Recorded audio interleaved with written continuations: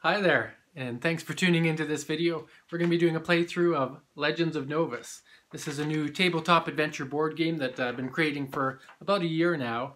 Every single night, working on it, and some fantastic support from Andrea Butera, the lead artist, and you're going to see some of his great work in this video.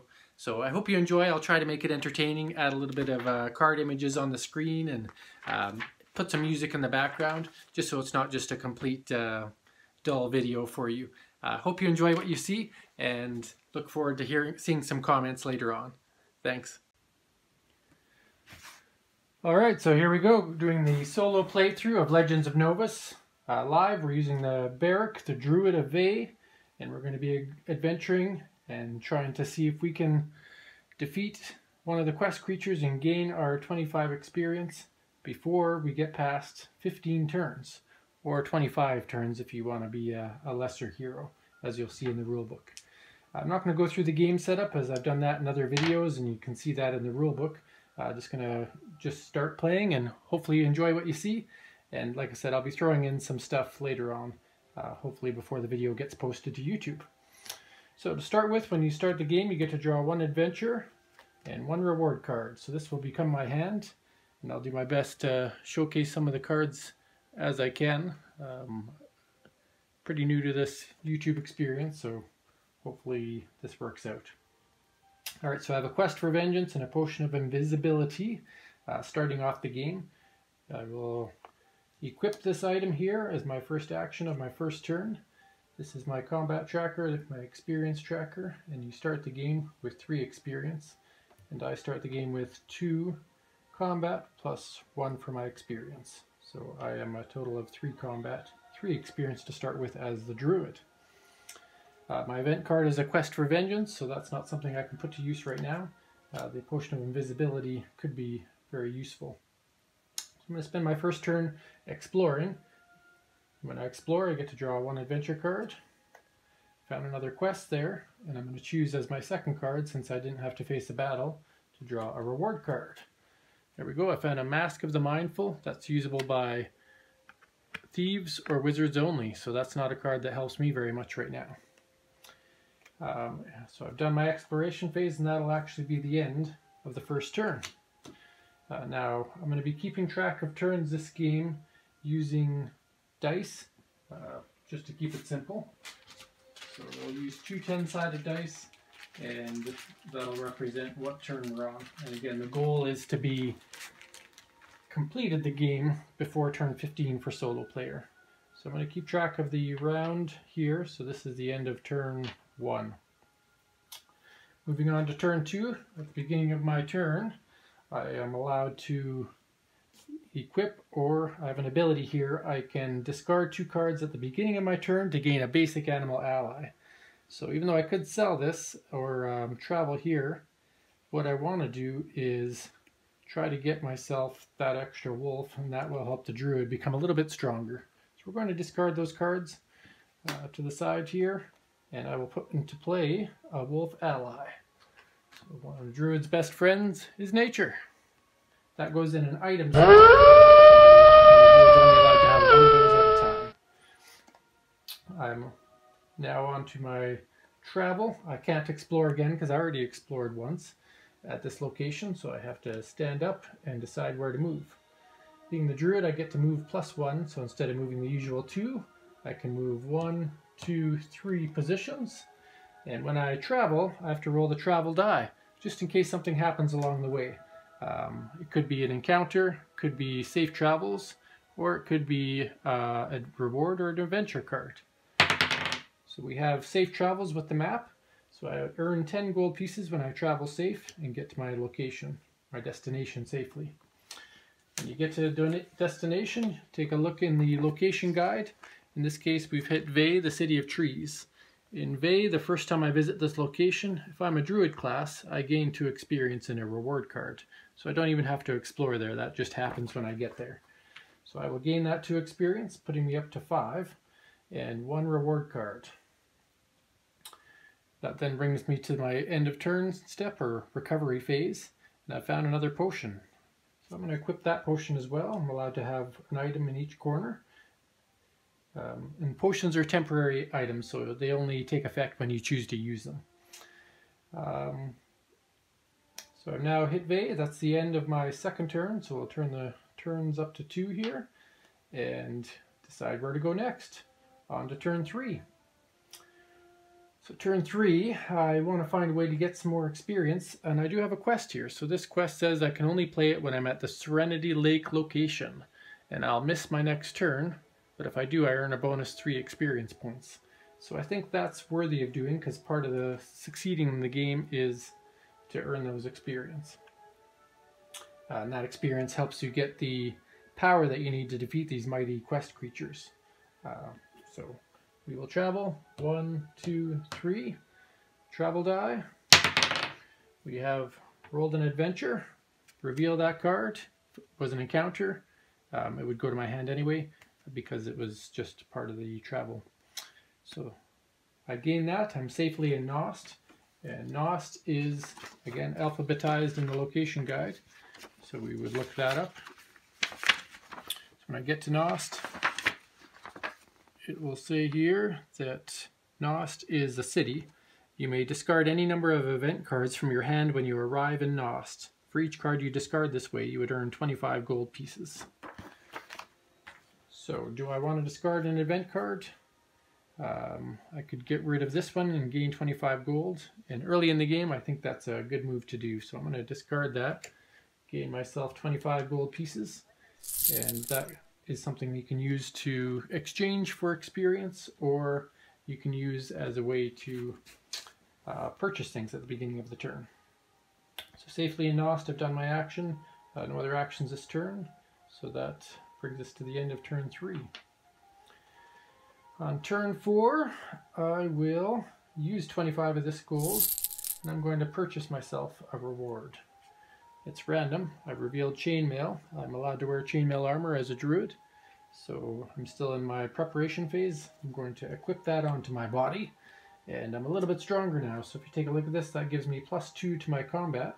So I'm going to move that, and I have a total of a 5 combat modifier, and that is a decent score against most of the random encounters in the game. So you can develop power fairly quickly in the game to be able to defeat the smaller guys, although there's always a chance of losing. Alright, I've equipped in my recovery phase. I could choose to stay and explore Nost, but I'm going to use my travel again and move over to Serenity Lake. When I travel to Serenity Lake, I roll the die. I've got a map, so safe travels there, gain 10 more gold pieces. And during my recovery phase, I'm allowed to play an event. So this says I can play this only when I'm at the Serenity Lake location, and I miss my next turn. So we're going to take that sacrifice, play that card. I'll just put it next to my character to show that I went on that quest. And when I do that quest, I will gain 3 experience points. So 1, 2, 3.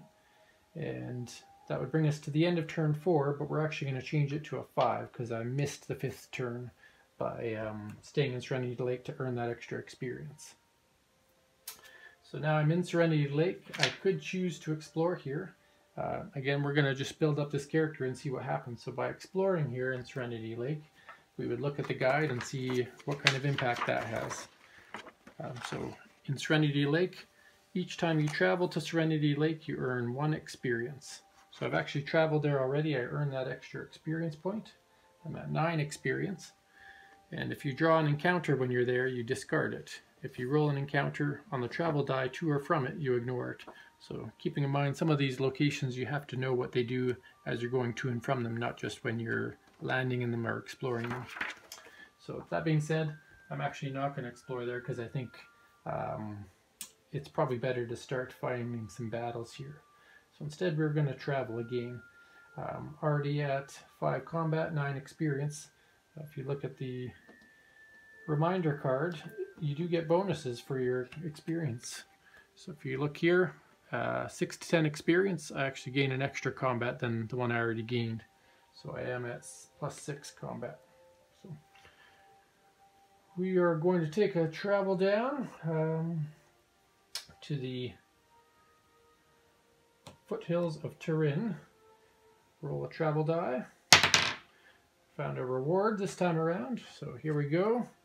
Found some electrical gauntlets. So these can be equipped by any class because there's no restriction up there. Would go in my hand, which are open right now, and they will give me +2 to my combat, and they can also be destroyed to help you even more so in a battle. So we've arrived safely in Nost, the foothills of Turin. And foothills of Turin have the option for an encounter.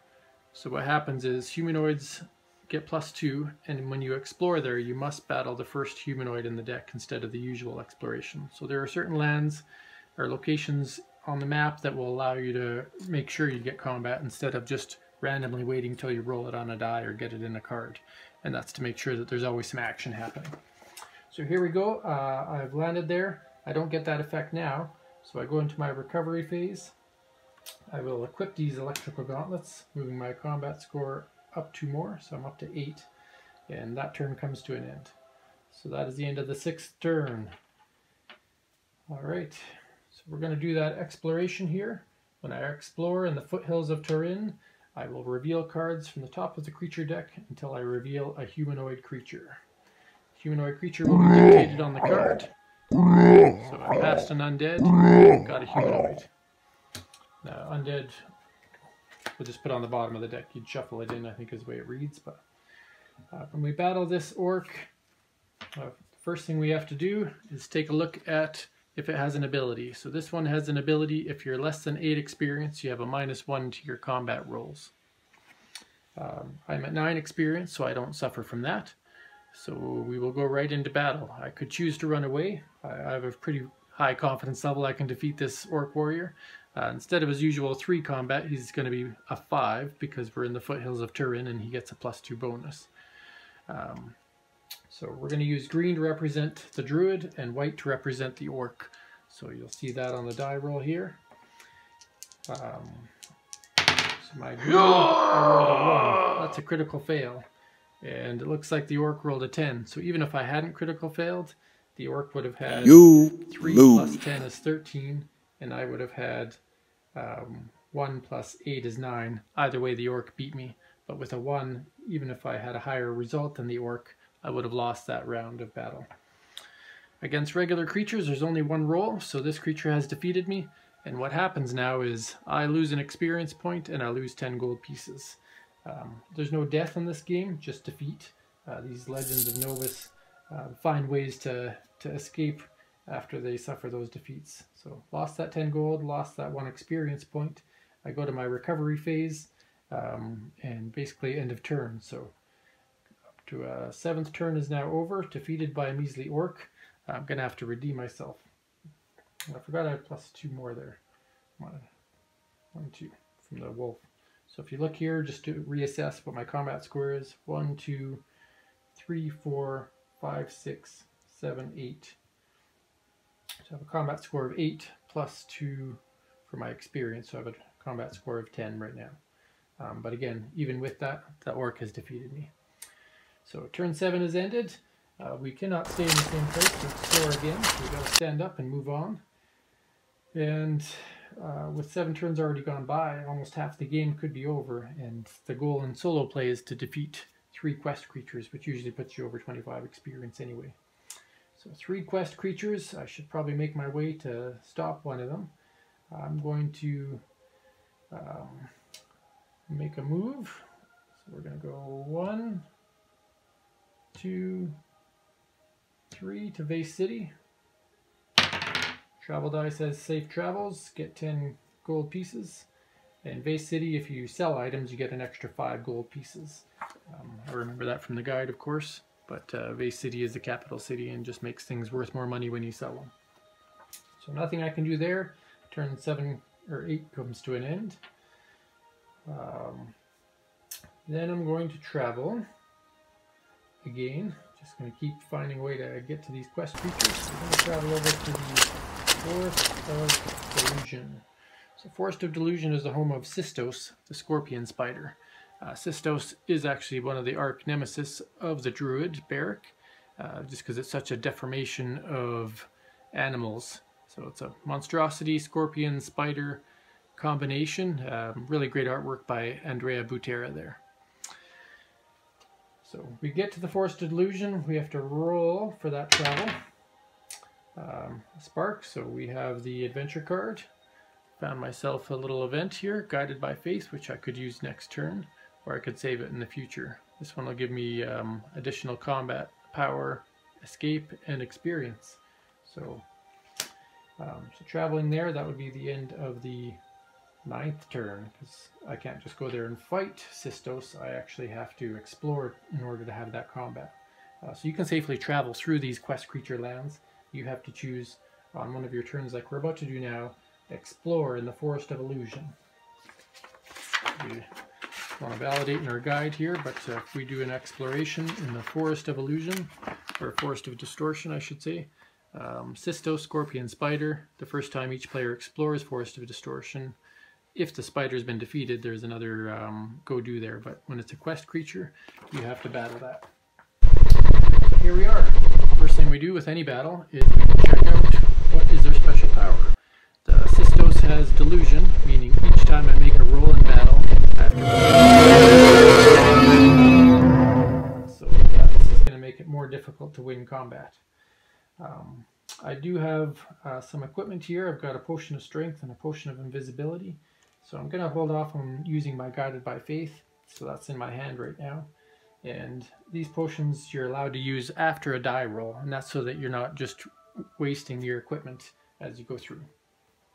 So here we go. I have to roll 2 dice and take the lower roll. So I'll actually take another die just to so we don't overdo it here. So blue and green will be my 2 dice and I have to take the lower. White will be Sistos. And when it comes to quest combats, it's a best of 3. So I have to defeat it not once, but twice out of 3 times. Otherwise, Sistos wins the day. And it's just to represent longer, more epic battles against these crazy powerful creatures. Sistos has plus 13. I have a plus 10. And again, I don't have to trigger anything right now. So round 1, we'll see what the result is. So round 1, my lowest number is 5. So I get that as my combat roll. Sistos has a 6. So if we left it as is, Sistos would have 19, and I would have 5 plus 10 is 15. So I'm going to have to use something here. We can pull out this Potion of Strength, gain plus 5 to my combat rolls this turn. And if I win a single round of combat, I win the battle.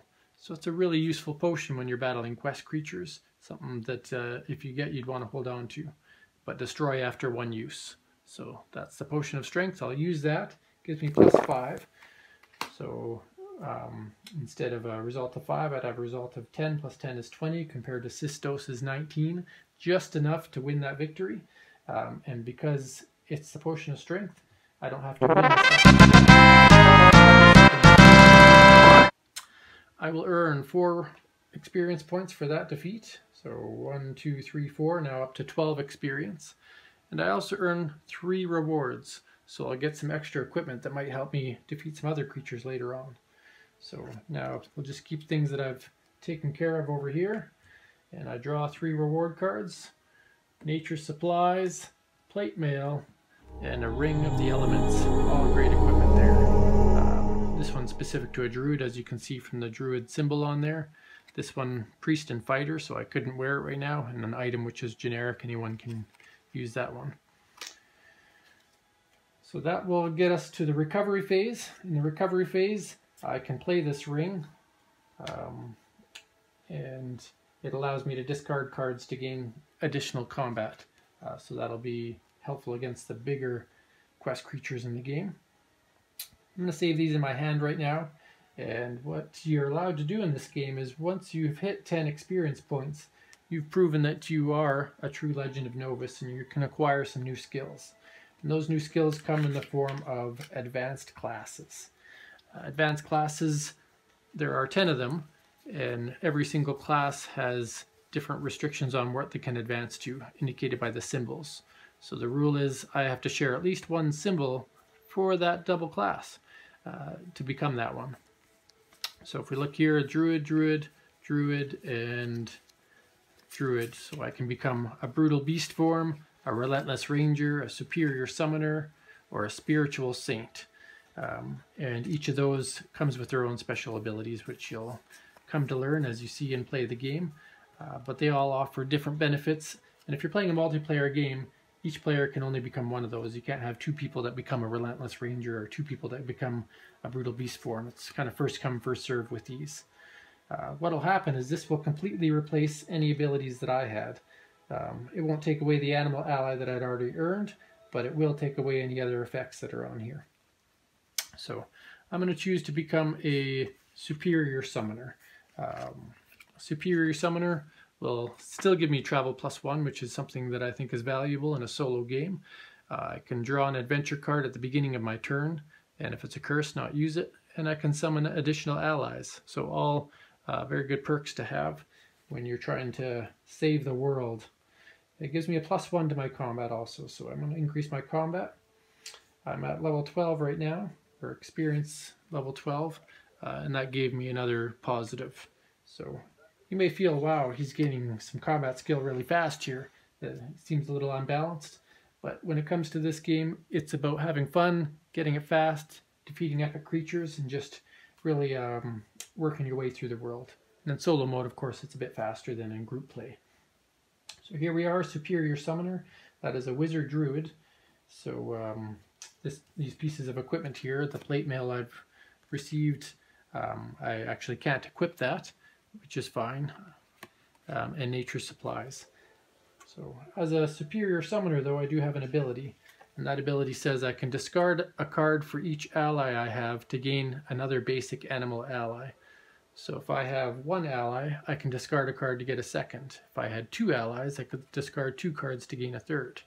And you're allowed to have up to 3 ally cards in play, so the Superior Summoner goes a step above a basic Druid and allows you to do more. So I can discard these nature supplies, or this plate mail.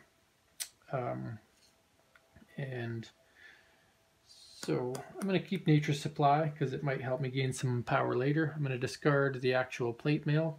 I don't need the money that bad. And that will get me another animal ally. So here we are. Wolf number 2. Which means I couldn't get another one if I wanted to.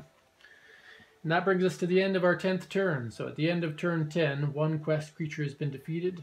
We've become an advanced class, and we've got enough strength to continue traveling the world in hopes of being able to defeat some more. So we stand up, can't explore there again. There is an explore option in that location now if I were to leave and come back. That's more of a benefit of group play. So if you're playing with multiple players, they may get a benefit if you defeated a creature before them, because you probably want to keep moving on. Anyway, rambling on here. So we have an event. We're at the beginning of the next turn. I'm allowed to play 1 event card. I'm going to play Guided by Faith. This is going to give me a little boost this turn. So I'm going to get additional map marker travel. So instead of my travel of 2, my summoner already gives me +1, and then this gives me another +1. So I can travel 4 location spots this turn. I'll get +2 to combat, additional escape, and I'll gain an extra experience. So that's a really good card to get in this game and use. And glad I was able to get that. So I'll keep this here until the end of the turn. I'm going to travel up to 4. So I'm going to take a move down south. We need to defeat 3 quest creatures. I could travel north and fight with +16 combat modifier, and I'd lose the combat bonus on my class card, which right now is a combined total of 3, so she is difficult to defeat. What I'm going to do is try to go down to defeat the Krager Beast, and the Krager Beast negates non-magical weapons, which I don't even have a non-magical weapon, so it's not as devastating, and that one has a 12 bonus, so I think I stand a good chance to defeat the Krager Beast. So I get to move 4 map markers, 1, 2, 3, 4, and then roll the travel die. I've rolled an encounter, first one on the die this time. So again, you can fight encounters in different ways. Like you saw with the choosing to explore, there are encounter cards and then there is encounter on the die, so many different ways to force encounters. This is a random encounter traveling through, keeping in mind that I have to check if I travel through anywhere important. So I am currently near the Ice River, and at the Ice River, it's cold and difficult to navigate, so when you're traveling to or from it, which I was, and while there you suffer a -2 to your combat. So that +2 that I just gained from Guided by Faith basically is negated, so I still have a +12 to my attack. What we've encountered is an Alluring Devil. So she's a demoness, I guess you could say, and she is not too strong. I mean, I have a 12, she has a 6, so the chances of me winning are pretty strong if it was straight combat. But she also has a temptation roll. So I have to roll a d10, and if the result is 5 or less, I don't even get to fight her. So let's see what happens. I have a 4. So I rolled less than 5, the battle ends, and I discard a card because she has found a way to convince me not to fight. And we'll leave it at that, hey? So the only card I have is my Nature Supplies. That gets discarded. Then I go to my recovery phase. My Guided by Faith still gives me an experience point, so thankful for that. And then that goes in the discard pile. So no more cards left in hand. Never got to fight the Demoness. I'm at the Ice River now. So that ends turn 11. Not much time left to try to become a Legend of Novus. I may be downgraded to the next best thing.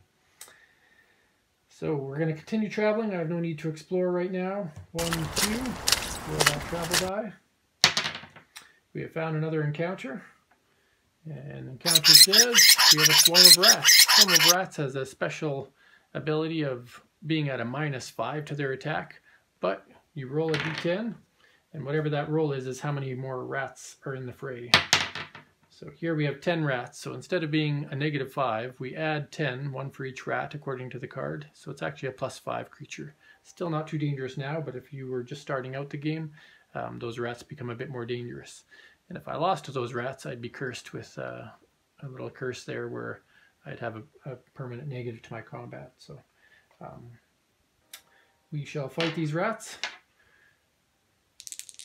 So the rats have a 9, plus 5 is 14. I have a 5, plus 12 is 17, so I have defeated the rats. No reward for defeating them other than 1 experience point, so I'll take that experience point. And rats go away. We've safely arrived at the Crystal Caverns. So what happens at the Crystal Caverns? My turn comes to an end. That's the end of turn 12. And here we go. The Krager Beast negates non-magical weapons. Don't have any of those. And has a +12 to combat. So we're pretty even. He has a +12, I have a +12. I do have the Ring of the Elements, but nothing in my hand to discard. Just going to reassess my combat one more time because I think I may have missed the wolf. So we're at 2, 3. My level is 14. So at level 14 I get +3. So 3 plus 3 is 6, 7, 8, 9, 10, 11, 12, 13, 14. I have +14 to my combat right now, so missed one there. And then a Potion of Invisibility could help me escape, but I came here to fight, not to run away. And Ring of Elements won't help me this turn. So the only bonus I could have if things go bad is these gauntlets. I could discard them and roll a d10 for a bonus for 1 round. So out of 3 rounds, if I have a really bad one, I could blow those up in one big show of battle. All right, Krager Beast, let's see what happens. White for Krager Beast, green for me. I have +14. Krager Beast has a +12. So the net would be I get a +2 on my die. Keep math simple. So round 1. I have +2. So I have a 12 versus Krager Beast's 4. So Krager Beast is defeated round 1. On to round 2. Krager Beast rolls a 5. I have a 10 again. Wow. Really good hits by this Druid today. So Druid's at 12, even without using any special abilities, defeated the Krager Beast. So Krager Beast will give me 4 experience. 1, 2, 3, 4, and 2 rewards. All right, add this to my quest file completed. Get my 2 rewards. we have here a holy symbol and a staff of the ram. So could be used by the druid. That's a good weapon to have. The priest symbol don't really need so much. And then we go to my recovery phase. So this is a two-handed weapon, and these electrical gauntlets don't allow me to equip that staff. So I think the staff is more powerful even without that ability. So we're going to unequip the gauntlets and slap this staff of the ram into my hands. So I now gain +5 to my combat instead of +2. So we're going to increase this by 1, 2, 3. And I can have an additional ally in play. So instead of having the 3, I would be allowed to have 4 if I really wanted to. At this time, I don't think that's critical, because I could actually save these and discard them to my Ring of the Elements anyway. Lets me use it twice per turn. Alright, well equipped. We've got some good experience here. I may have missed I might be sliding off there. So one thing you'll note is that I'm using markers on this paper character sheet. This is a prototype version. What's going to happen is in the final version of the game, already been working with the manufacturer to get these created, should have some versions soon, but this board is going to have insets. So if you ever played the game Sagrada or any games where there's a double layer cardboard, these would set inside of them and therefore not slide around, which is a frustrating part. Same with this card. Instead of sitting on top, it would nestle in nicely. So hopefully be able to share that video as soon as we get those in. So end of the turn, end of round 13. Turn 13 is over. 2 quest creatures defeated and 1 regular quest. If I had had another one of these, I would already be a Legend of Novus. And I did discard one early in the game to try to get some benefits. If I hadn't done that, maybe I wouldn't have won some of these battles. So you have to always gauge what you're going to play and when you're going to play it. So here we go. The nearest quest creature available would be at the ice flows, and that's where I could fight Kronig the Ice Giant. Now Kronig has +15 and also has a way to win the first round of combat without even fighting you. So pretty dangerous guy, but you know, we're at turn 13 and I'm aiming to become a Legend of Novus by defeating the game in 15 turns, 3 quest creatures. So if I want to do it, this is my chance. So in order to actually fight him, first I have to travel there. 1, 2. Travel there, roll my travel die. Travel die says I get a adventure card. So that is a Master of Monsters skill card. Master of Monsters skill cards are played on the left side of the character sheet, and what they do is they give you a bonus. So for this particular skill, when I'm in a battle, I gain +5 to any die rolls required for a creature ability.